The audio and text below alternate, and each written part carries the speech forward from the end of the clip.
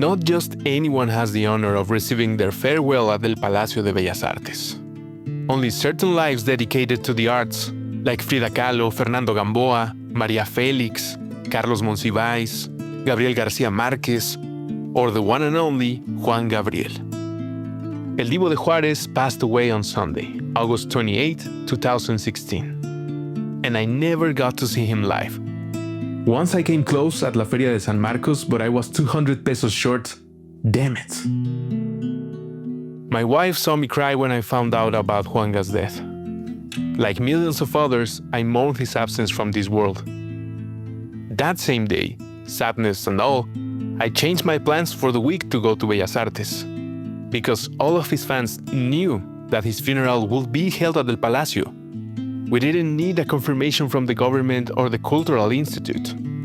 Juanga had to be celebrated one last time in the white palace he had filled with life and joy in 1990. At the side of those concerts that were immortalized thanks to recording technology. Concerts through which, to this day, hundreds of millions of people continue to be swept up in the madness his music stirs. That urge to cry and dance, to call your mom, to feel proud of your country, to recognize the magic of art. Over 700,000 people stood in line to say their final goodbye to Juanga at the palace, including a formal guard of honor with a governor and cultural authorities. With so much love and respect, it seems incredible that his first live performance in that same venue was ever considered impossible. A place where, in another time, authorities had flat out refused to allow a popular artist to perform.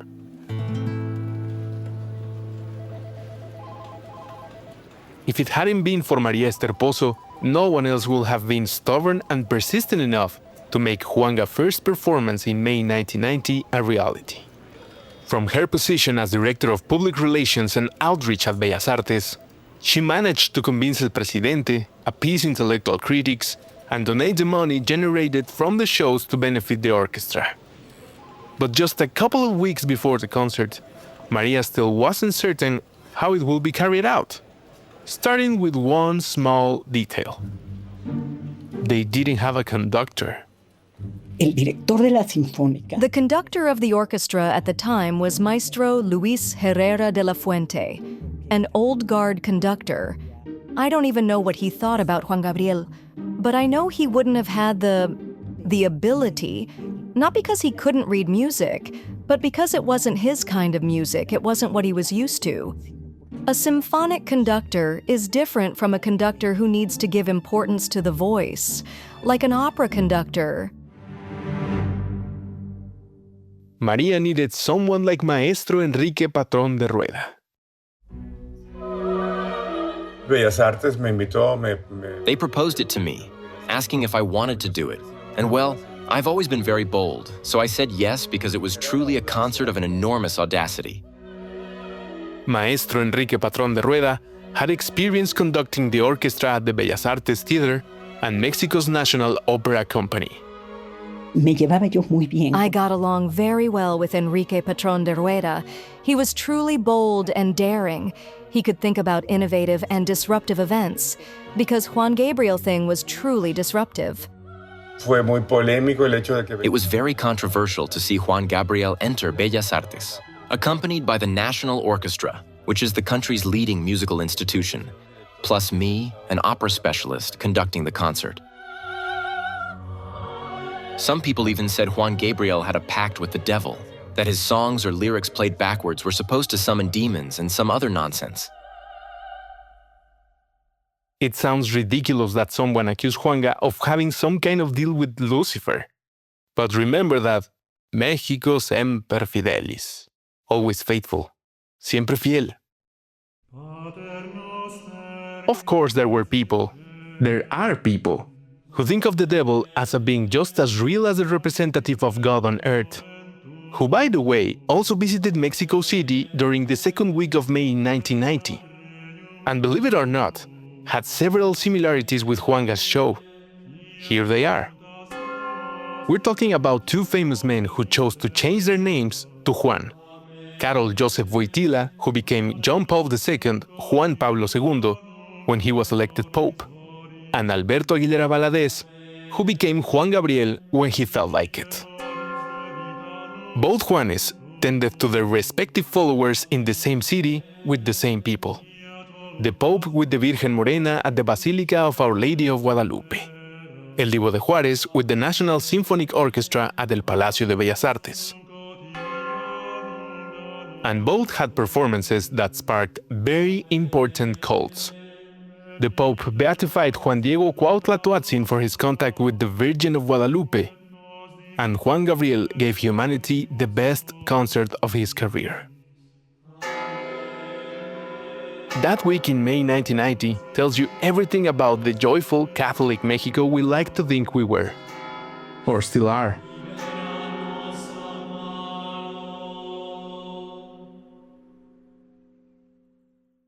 The Pope's visit was made possible thanks to the geopolitical plans of Presidente Salinas, who was also responsible for approving Juanga's madness at the palace. But that had nothing to do with geopolitics. It was thanks to the good taste of his then-wife Cecilia Ocelli. And it was expected that the presidential couple would attend both events, to pray the Lord's Prayer with the Pope in the morning and sing every verse of Ya sé que tú te vas with Juanga at night. But one of these two Juanes had the audacity to reject a greeting from the president. The presidential guard called me once the concerts had been scheduled. Cecilia Ocelli would definitely attend, and possibly Carlos Salinas too. So the presidential guard called and said, "We're planning the president's arrival as usual, and we need the artist to come up and greet the president and his wife in the presidential box at the end of the concert." Let's remember that in Mexico, supposedly no one could say no to the presidente. Not even just any artist. But let's also remember, Juan Gabriel wasn't just any artist. No. Juanga told me, "No, that's not going to be possible." And I panicked. Why not? Maria needed to give the presidential guard a reason. And Juan Gabriel explained it in great detail. Bueno, me dijo, mira, primero, Well, he told me, first of all, my concerts last between 3 and 4 hours nonstop. Secondly, when I finish, as you've seen, I'm drenched in sweat. I lose 10 kilos. I take a cold shower and air dry, meaning I let the air dry me. That's how I recover. And finally, I'm the artist. I don't have to go greet anyone. They should come greet me. Salinas had to settle for shaking the hand of the Catholic God's representative on earth and missed out one of the most important concerts in history. al final, In the end, Carlos Salinas didn't go. Cecilia did. And yes, she went to greet the artist. Boom! I'm Andres Vargas, and on behalf of a great production team, many fans of Juan Gabriel at Bellas Artes, and the Prince of Darkness, I welcome you to a Sonoro original podcast. No me provoquen. Breaking the Palace. Chapter 3. Dime cuando tú. 4 concerts and a funeral.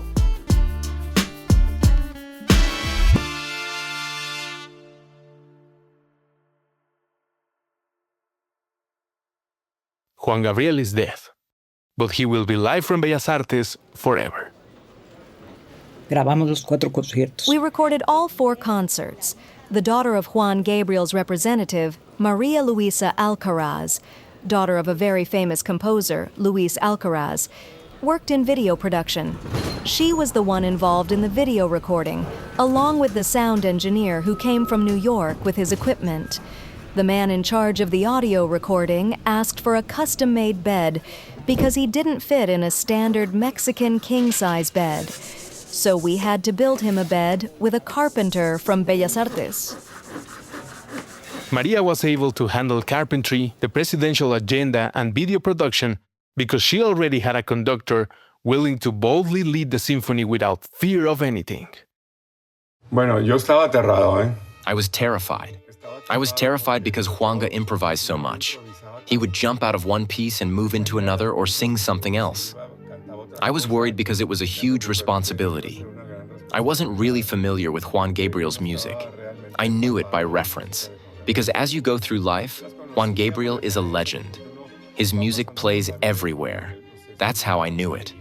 But in my home, in my personal life, what I listened to was opera or symphonic music. Conocí algunas, pero especialmente no. I knew some of them, but I didn't really like them. I didn't have much time to sit down and listen to his music because working in the symphonic orchestra is a full-time job. I didn't really have time to listen to Juan Gabriel. Let me introduce Maestro Alejandro Reyes, percussionist with over 40 years in the National Symphonic Orchestra. En aquel entonces yo era muy joven. Back then I was very young and used public transportation a lot. I traveled by minibuses and buses, and it was impossible not to hear Juan Gabriel's music there. And I didn't really like it. No, not at all. But I was open to the idea. I thought, let's see what this is all about. People would ask me, is it awful? Is it good? Because within the orchestra community, there were people in favor and people against it. So I didn't know what to think because I honestly didn't know much. The maestros in Mexico's National Symphonic Orchestra had dedicated most of their careers to classics like Johann Sebastian Bach.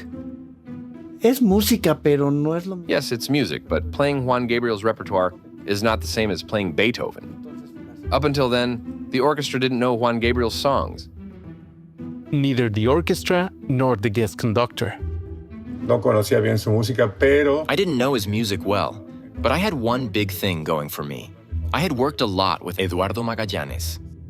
Juan Gabriel no sabía. Juan Gabriel didn't know how to write music. He would hum, and someone else would write it down. That someone else was Maestro Eduardo Magallanes, one of Mexico's most important arrangers and a true visionary. He was the one who gave Juanga his first record contract and collaborated with him for over 40 years. El maestro Magallanes. So Maestro Magallanes took care of getting the sheet music written for the conductor and the individual parts for each instrument, strings, winds, percussion, etc. Maestro Magallanes became the musical bridge between Juanga and the orchestra, giving the conductor a bit of relief. me dijo, no te preocupes. He told me, don't worry, he's very musical, and what he does is coherent. So that gave me great confidence. But look, there were just 2 days left before rehearsals, and Maestro Magallanes was still working on the sheet music. I mean, he was handing them to me as they came out, like hot bread from the oven. The conductor and the orchestra begin receiving the sheet music for the most important concert in the palace's history just days before the first show. Cuando llegó la música nos When the music arrived, they handed out the parts, what each of us had to play. And I saw that the songs actually weren't that hard. Before meeting Juanga, the musicians of Bellas Artes got together to review the full concert. Y ellos, igual que yo, tuvimos que romper el hielo. Just like me, they had to break the ice. I mean, break through the barrier with that music. Because making the triple somersault from symphonic music to the party that was Juan Gabriel's concert, it was a tough process, yes, but it wasn't a long one. Ay, que así, aquí más. They'll play softer here, more forte there. We can't hear this part, the usual work of an orchestra.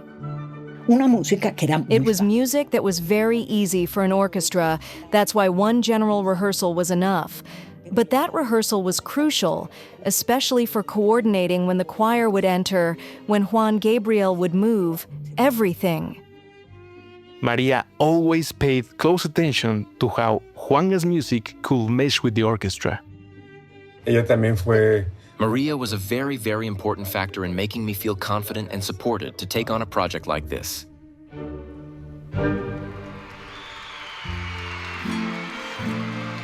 Maria shared her experience of the palenque with Maestro Patrón de Rueda, what she felt that night when she first witnessed the collective madness Juanga's part.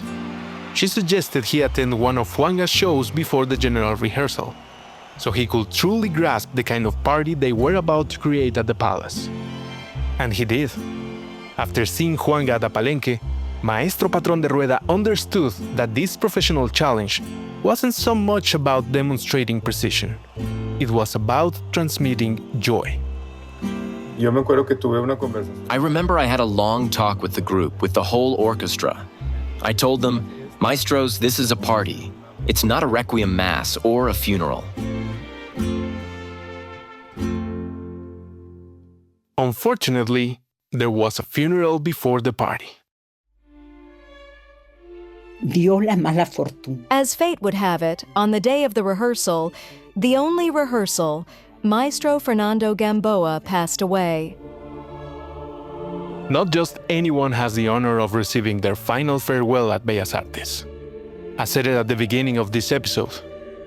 Only a few lives devoted to art, like Frida Kahlo, Maria Felix, Monsiváis, Garcia Marquez, or Fernando Gamboa. A name that may have gone unnoticed by you, but this was a person who dedicated his life and part of his funeral to defending the fine arts of Mexico. Allow me to share 3 facts about Maestro Gamboa so you light a candle for him on your next ofrenda de Día de Muertos. 1. In 1939, Fernando Gamboa organized the ships that brought Spanish artists, scientists, and intellectuals exiled by the Spanish Civil War to Mexico, where they were welcomed and helped to enrich the culture of the entire continent. 2. In 1948, Fernando Gamboa personally protected Mexican artwork that could have been destroyed during the protest known as El Bogotazo in Colombia. 3. Maestro Gamboa was a museographer, public servant, diplomat, and, most importantly, one of the founders of the National Institute of Fine Arts in Mexico. He was the kind of institutional figure that conservatives and elitists in the cultural world venerate solemnly. One of those lives that deserves to be honored with a funeral at Bellas Artes, with a requiem playing in the background.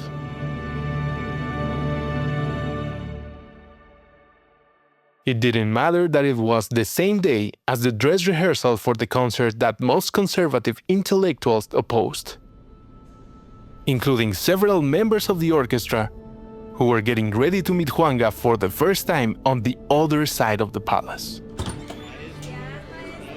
Estábamos todos... We were all full of expectation. Some were for it, some were against it. And then Juan Gabriel entered.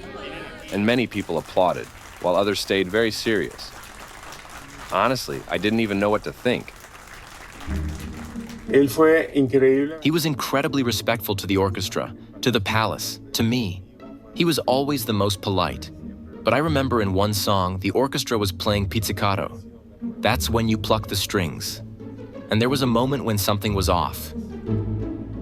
He turned around and with great respect for the musicians said, "That's not how it goes. It goes like this." And he sang it to them. That really impressed me. That showed just how naturally, deeply, and spontaneously musical he was. Y él estaba... He was singing and dancing, and suddenly he stopped and said, "There's a noise." And I thought, what noise? With all this racket? There's a noise. Stop everything. He said he needed absolute silence. And then we all heard a faint noise coming from a speaker.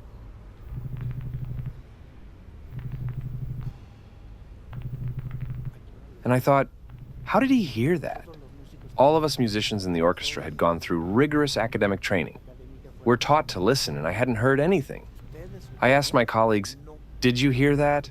"No." So how did he hear it, and we didn't? Everything stopped until the issue was fixed. It was very impressive. He had some physical qualities, not just talent, but physical traits that allowed him to detect that. It's not easy. Juan Gabriel's perfectionist character started to change how some of the orchestra musicians saw this popular artist. But what ultimately won them over, what truly charmed them, was his incredible human warmth. A mí me gustó desde que hicimos... I liked him from the first rehearsal we had with him. And then, after seeing how he treated people, it was amazing, that human quality. Very few artists have that. I won't speak poorly of any colleagues, but in my solo career and with the orchestra, I have worked with many who are not that good artists and are not good people. And Juan Gabriel was the best. A great person. Of course, he had his flaws. Nobody's an angel. But he was incredible.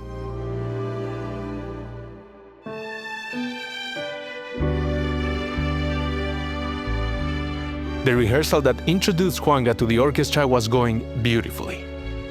Popular music and the maestros began to shine and grow louder. But let's not forget that on the other side of the building, at the exact same time, Maestro Fernando Gamboa's funeral was underway.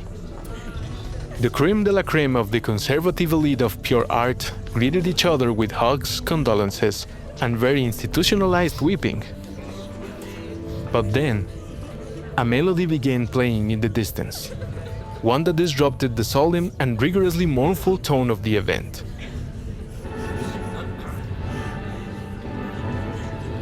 Most attendees at the funeral had no idea that just a few meters away from Gamboa's coffin, inside the concert hall, Juan Gabriel was holding his only rehearsal before the concerts with the orchestra. Can you imagine the looks on people's faces in that lobby? Here they are at this super formal funeral, and suddenly they're hearing Querida floating through the palace. Mexico's most prestigious arts venue is invaded by a popular melody in the middle of a funeral.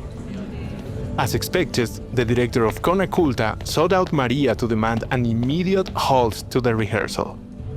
Me llama el maestro. So Maestro Flores Olea called me when he came to stand guard for Gamboa and said, "You have to stop this. It's incredibly disrespectful to Maestro Gamboa. His body is laid out here and we're hearing that." He was very upset. I said, "But I can't stop it. It's just a rehearsal. The next thing is the first concert. I don't care. Please stop it. Maestro, please. It's an order," he told me. I swear I was on the verge of tears, just like in a cartoon. Once again, it seemed like the unthinkable concert will be cancelled. Without the rehearsal, either the orchestra or Juanga could choose to back out of the performance. And this time, not even Maria's stubbornness could override her boss's request, because this was the funeral of the Institute's very first director. And clearly, honoring Maestro Gamboa took priority. But one last time, and from inside his coffin, Fernando Gamboa's love for Mexican arts will go on to save another artist. Y en ese instante, And in that moment, a guardian angel sent over an old woman who came up to Victor and me, a woman I didn't know, and said, "Victor, what a blessing! What a blessing we're experiencing. Can you believe it? One of Maestro Gamboa's favorite songs was Querida. And we're hearing it at his funeral, sung by none other than Juan Gabriel. What a blessing!" Not just anyone has the honor of receiving their final farewell at el Palacio de Bellas Artes. entre 3 y 4. The rehearsal lasted between 3 and 4 hours, and we sat through the entire funeral of Maestro Fernando Gamboa with the casket laid out there in the palace foyer. A funeral with Juan Gabriel and the National Symphonic Orchestra in the background, playing the deceased's favorite song. A Fernando Gamboa le hubiera encantado. Fernando Gamboa would have loved for that music to play at his funeral. He saw culture as a whole. Popular culture was part of what Fernando Gamboa promoted as national art. And he would have been a great enthusiast of Juan Gabriel coming to Bellas Artes. Let me introduce you to Ana Elena Malé, a renowned Mexican professor and curator specializing in modern and contemporary design. Madame Malé curated an exhibition about Fernando Gamboa, among many others at some of the world's most important museums, like the MoMA in New York. But what matters most for this story is that I know she's a fan of Johann Sebastian, Bronco, and of course, Juan Gabriel. Yo soy una defensora. I'm a defender, as you know from my work, of the idea that popular and high culture, what Americans call highbrow, no longer really exist. That's something we've moved past. I mean, the most successful exhibition at the V&A was Bowie, and Bowie is no different than Juan Gabriel. He's popular culture.